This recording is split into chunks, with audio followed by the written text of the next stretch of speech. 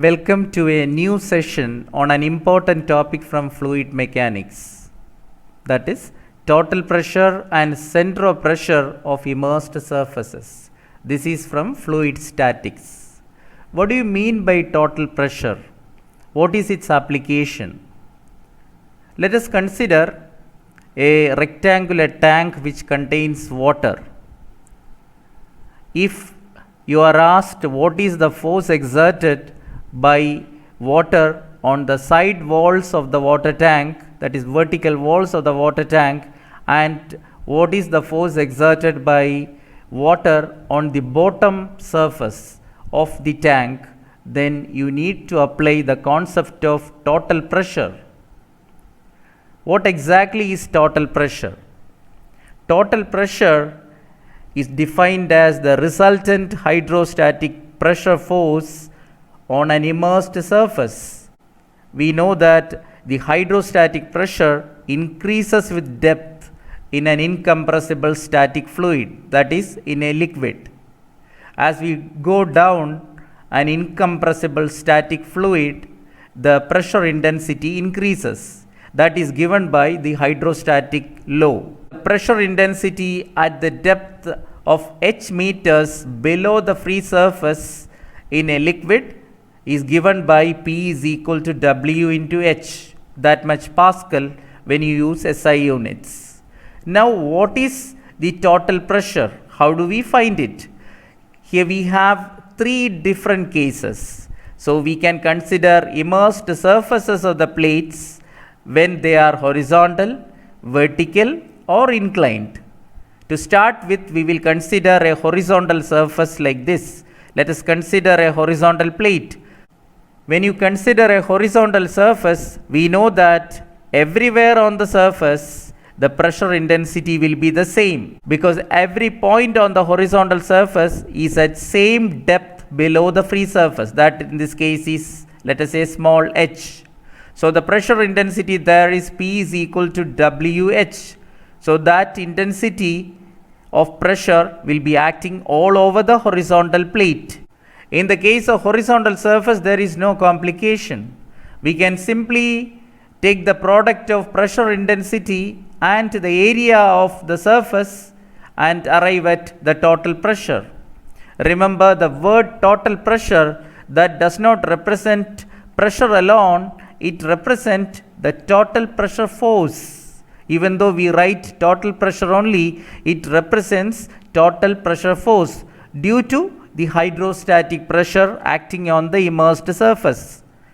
In other words, total pressure simply means the resultant hydrostatic force on the immersed surfaces. Then what about the point of application of such a force, or point of application of total pressure? The point of application of total pressure on the immersed surface is known as center of pressure. Hereafter we will designate it by Cp. So Cp stands for center of pressure of the immersed surface, and Cg, or simply the letter G, represents the center of gravity of the immersed surfaces or immersed plate. P into the area, that will be the total pressure. So the total pressure here is the pressure intensity WH multiplied by area. Therefore, the total pressure on the horizontal surface is WAH. Here WAH bar is written.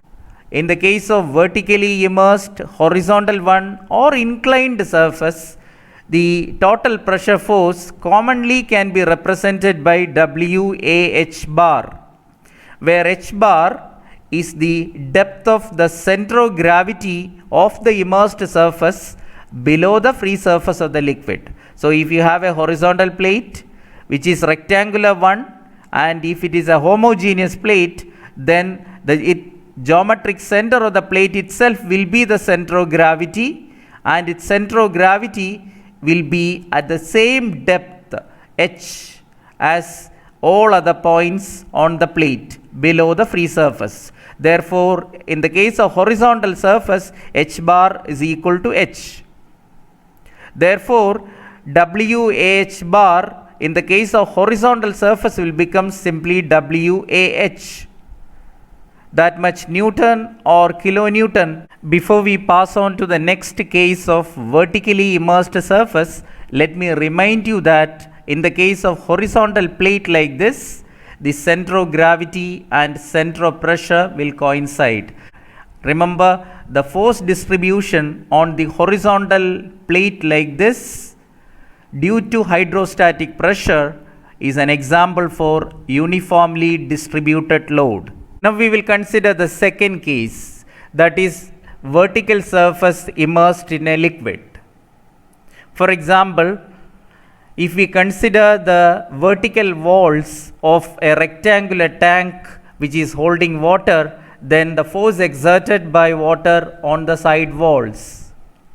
Or for that matter, if you consider the force exerted by water stored in a dam on the walls of the dam. See, that is also the example in such a case. Here we will be asked to find out an expression for the total pressure force and also the point of application of the total pressure force.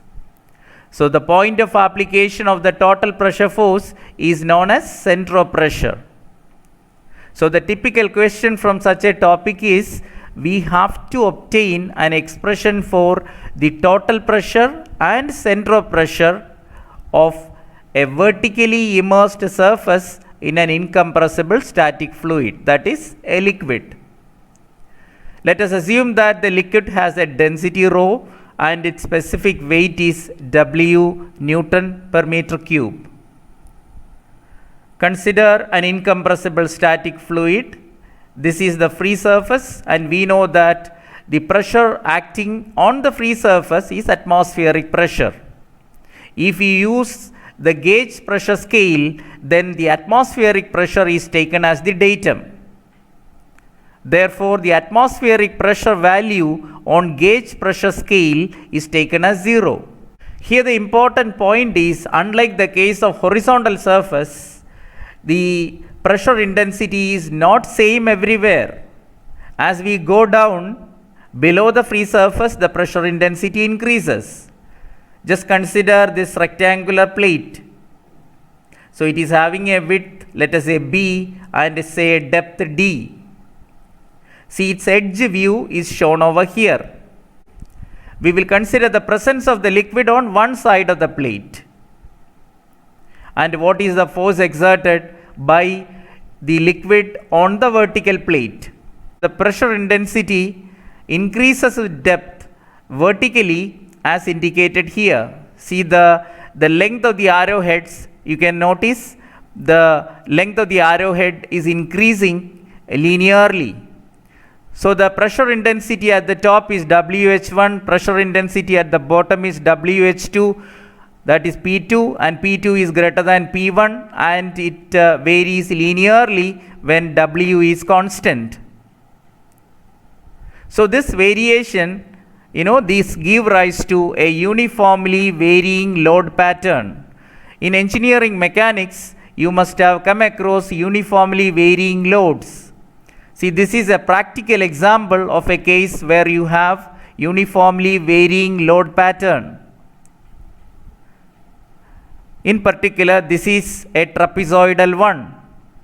And if the upper edge is coinciding with the free surface, the upper edge of the plate, if it coincides with the free surface, then the load pattern will be a triangular one, because the pressure intensity at the free surface is taken as 0 in the gauge pressure scale, because atmospheric pressure on the gauge pressure scale is taken as the datum, and that is 0.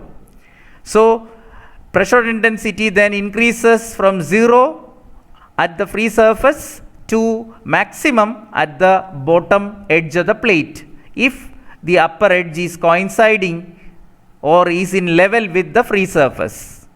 If it is at a certain depth like this, even the upper edge is at a certain depth like this, then the load pattern is a trapezoidal one like this.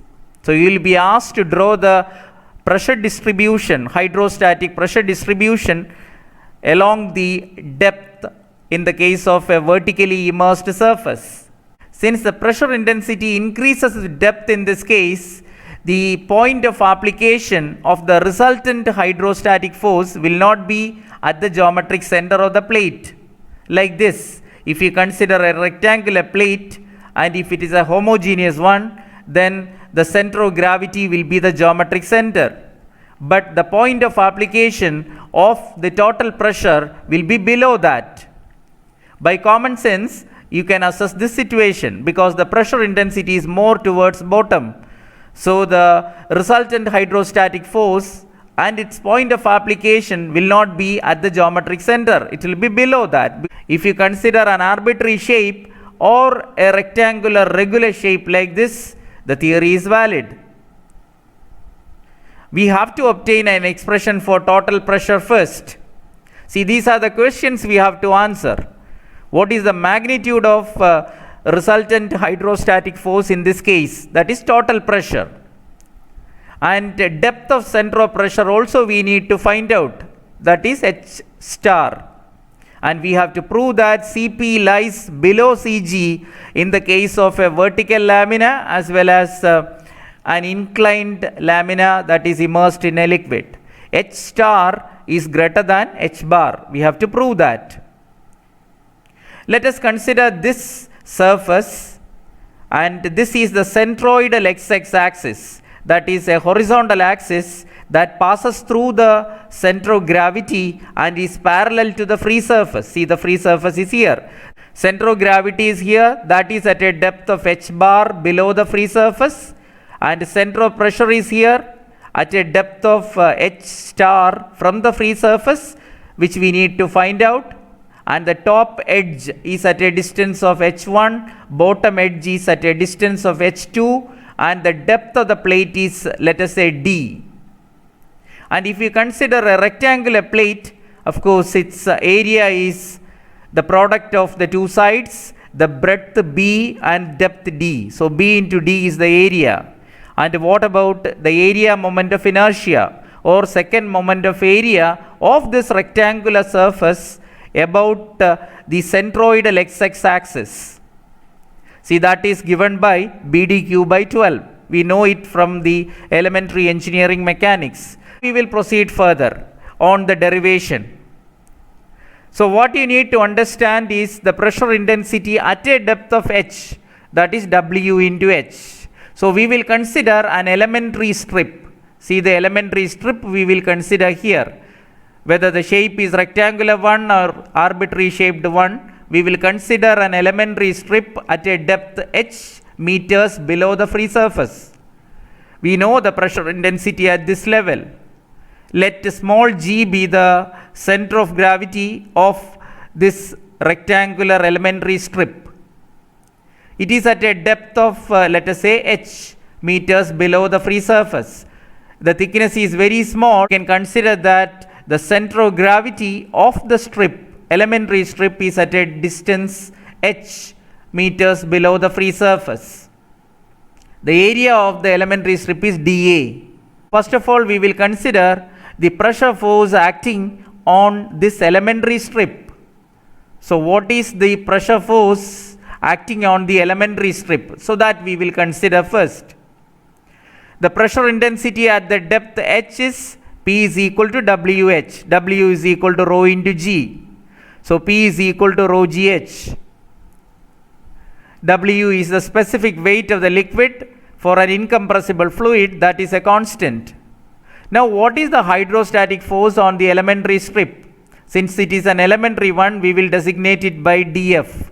So dF is equal to pressure intensity there multiplied by area.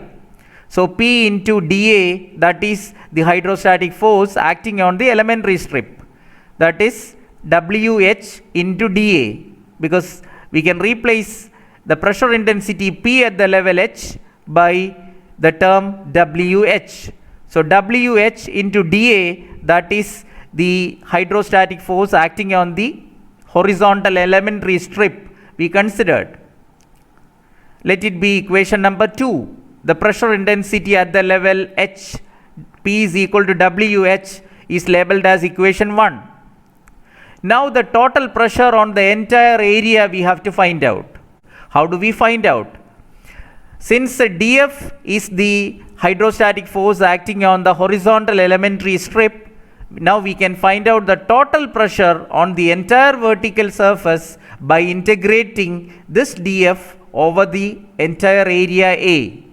So dF integrated over the complete area will give you the total pressure acting on the vertically immersed surface having area A.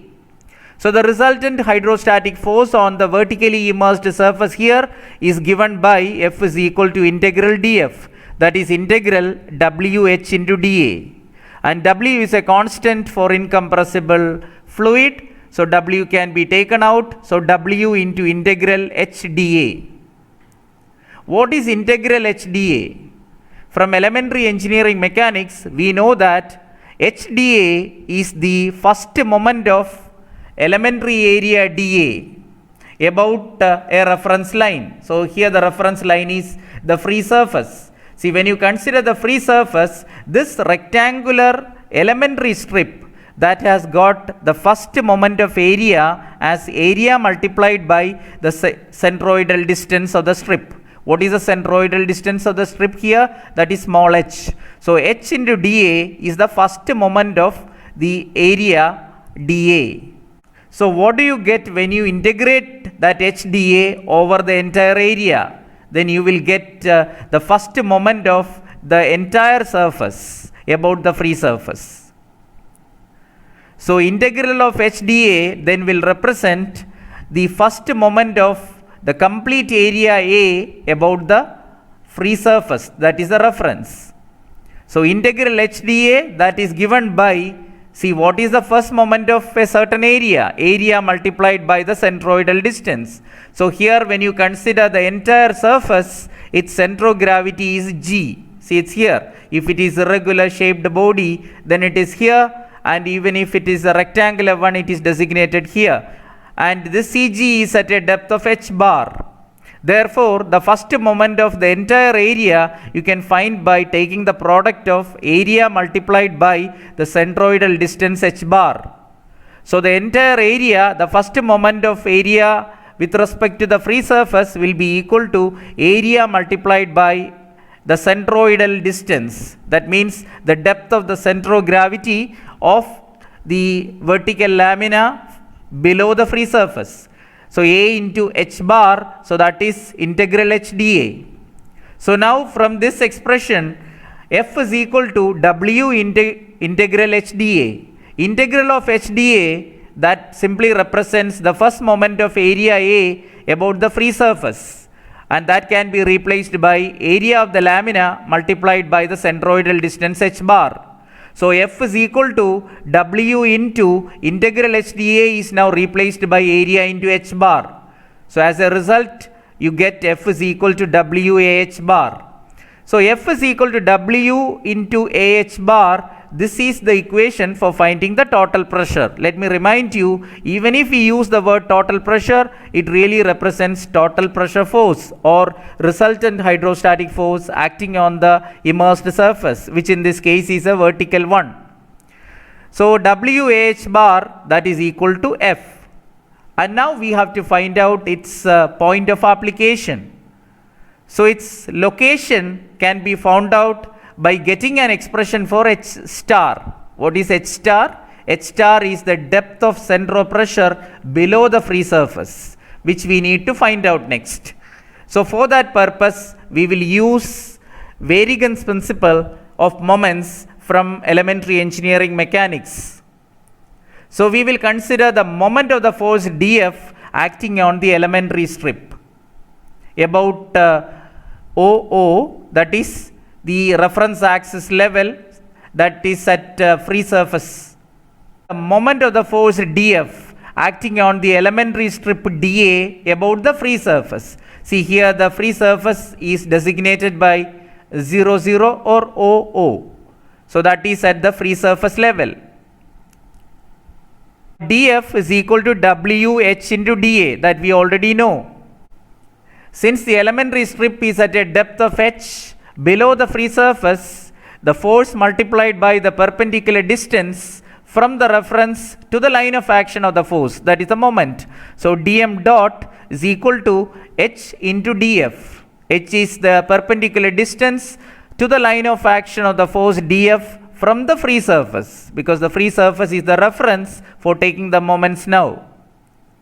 So h into df, that is dm naught. Dm naught represent the moment of the force df about the free surface, and that is equal to h into, you can replace df by its magnitude wh into dA. So h into wh into dA, so it will be wh square dA. So dm naught is equal to wh square into dA. See, as far as the elementary strip is considered, the moment of the force df acting on that elementary strip about the free surface is dm naught. We got an expression for that. Now what about the moment of all such elementary strips about the free surface?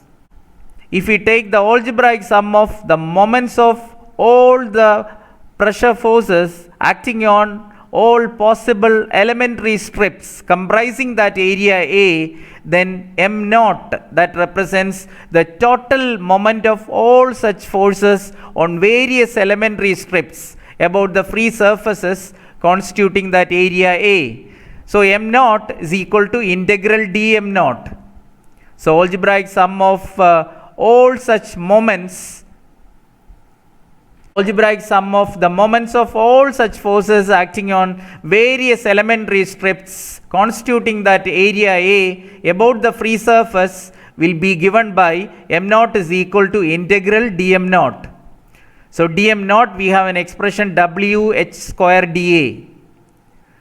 This w is a constant, so it can be taken out of the integral as before. So what do you get?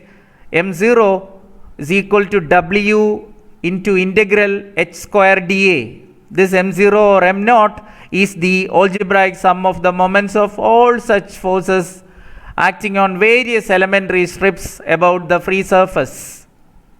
So m naught is equal to w into integral h square dA. Now what is h square dA? We are familiar with h into dA already. h dA is the first moment of area dA about the free surface. Now h square into dA, that is first moment of area multiplied by the centroidal distance again. So h square into dA, so that is the second moment of area dA about the free surface. H square dA is the second moment of area dA about the free surface. If you take the integral of that, then that will be the second moment of area A about the free surface, entire area in this case, when you integrate it. So integral h square dA is the second moment of the entire area A about the free surface. Therefore, the second moment of area or the area moment of inertia of this vertically immersed lamina about the free surface is given by I naught, and that is represented by integral h square dA when integrated over the entire area A. So integral h square dA can be replaced by I naught. So therefore m naught is equal to w into I naught. Now from the principle of moments, we know that the algebraic sum of the moments of the component forces about a certain reference will be equal to moment of their resultant about the same point. That is known as Varignan's principle of moments. So by using that, we can find out the center of pressure location. Moment of the resultant force F or total pressure force F about the 0, 0 level, see that is the free surface level, see that you can find out by force multiplied by its perpendicular distance from the free surface to the line of action. See, consider this diagram. F is the total pressure and it is at a depth of h star below the free surface. Here this is the line of action of the total pressure and it is at a distance of h star below the free surface. So the moment of the force F about the free surface 0, 0 level, see that is F multiplied by H star. So F multiplied by H star, that is also equal to this algebraic sum of the moments. Therefore, the moment m naught given by this equation W I naught, that will be equal to moment of the resultant force F about the same reference level 0, 0, which is free surface level. Now, what about I naught? See, I naught is the area moment of inertia of this lamina about the free surface. See, by using parallel axis theorem, now we can transfer this area moment of inertia about the free surface, and we can relate it with the area moment of inertia of the same lamina about its own centroidal axis. See, xx is the centroidal xx axis passing through the centroid of the elementary area, that is parallel to the free surface, 0, 0 level. Here the free surface level designated by 0, 0, see that is parallel to the centroidal xx axis of the lamina. So if you make use of parallel axis theorem, then you can relate this I naught and Ig. What is Ig? That is area moment of inertia or moment of inertia of this lamina about its own centroidal axis xx parallel to the free surface. So that Ig plus area into distance square. So what is the distance? Distance between the two parallel axes. Here the reference axis, one is the free surface level denoted by 0, 0 level, and the centroidal xx, both are parallel, and the distance between them is h bar. Therefore, using parallel axis theorem, the moment of inertia of this area about the free surface, that is I naught, that will be equal to the moment of inertia of the same area about its own centroidal axis parallel to the free surface, that is Ig, plus area into distance between the two axes and the square of that. So Ig plus Ah bar square will be I naught. So I naught can be replaced by Ig plus area into this h bar square. So now come back to the expression H star is equal to W I naught divided by F. This F is the total pressure. We know it already. So F is equal to W Ah bar, that is the magnitude of the total pressure F. So now replace F in the denominator by W Ah bar, and this I naught by the expression Ig plus Ah bar square. When you do that, W and W, that is a specific weight term, from both numerator and denominator will be cancelled, and what remains is Ig plus Ah bar square in the numerator and Ah bar in the denominator. Now distribute the denominator. So H star will be equal to Ig by Ah bar plus Ah bar square by Ah bar. So if you simplify that, Ig by Ah bar plus H bar, that will be the result which you obtain for H star. So the depth of center of pressure or the point of application of the total pressure force on the vertical lamina is given by H star is equal to H bar plus Ig by Ah bar. See, it is the sum of two terms. Here we have H bar, that is the depth of the center of gravity of the vertically immersed lamina below the free surface, that is H bar, and the depth of center of pressure is H star. And now we can claim that H bar will be less than H star, or H star is greater than H bar, because H star is equal to H bar plus a term Ig by H bar, and we can claim that the second term Ig by H bar is not going to be a negative term. So it will be a positive term. So therefore H star will be more than H bar. In other words, H star is greater than H bar. Therefore, in the case of vertically immersed surface, center of pressure always lies below the center of gravity. A very important thing is this expression for H star, that is independent of the nature of the liquid, or this expression does not contain the term specific weight or any other fluid property. Therefore, it is independent of the nature of the liquid. So whether the same surface is immersed in water or any other oil, the depth of center of pressure is not going to be affected as long as you are keeping the depth of the plate at the same level. With this, I wind up this session. Have a happy learning experience. Thank you so much.